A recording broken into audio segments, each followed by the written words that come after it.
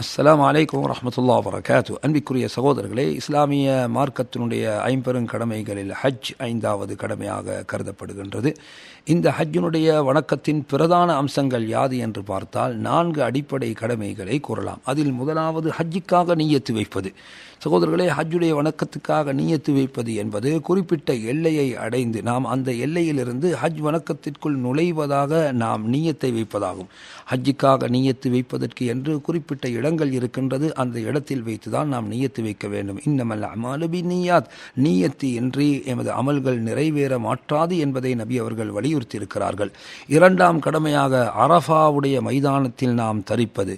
சகோதரர்களே, ஹாஜிகள் அரஃபாவுடைய மைதானத்தில் பகலிலோ இரவிலோ சொற்ப நேரம் வந்து சென்று விட்டால் அரஃபாவுடைய கடமையை முடித்து விட்டார்கள். எனவே அரஃபாவுடைய மைதானத்தில் எங்காவது ஓர் இடத்தில் கொஞ்ச நேரமாவது நாம் வந்து செல்வதற்கு கண்டிப்பாக நாம் கரிசனம் கொள்ள வேண்டும்.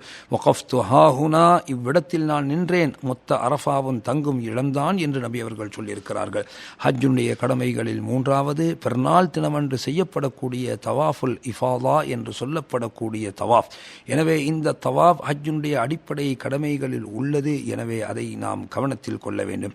அடுத்ததாக ஹஜ்ஜினுடைய சஇ. இந்த தவாஃபுக்கு பிறகு நாம் செய்யக்கூடிய சஇ ஹஜ்ஜினுடைய கடமையான கடமைகளில் ஒன்றாக இருக்கின்றது. எனவே ஹஜ்ஜினுடைய இந்த 4 கடமைகளில் ஏதேனும் ஒன்றை நாம் விட்டுவிட்டோம் என்று சொன்னால் எமது ஹஜ்ஜு நிறைவேறாமல் போய்விடும்.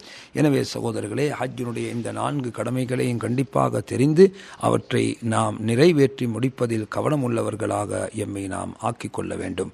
வஸ்ஸலாமு அலைக்கும் வரஹ்மத்துல்லாஹி வபரகாத்துஹு.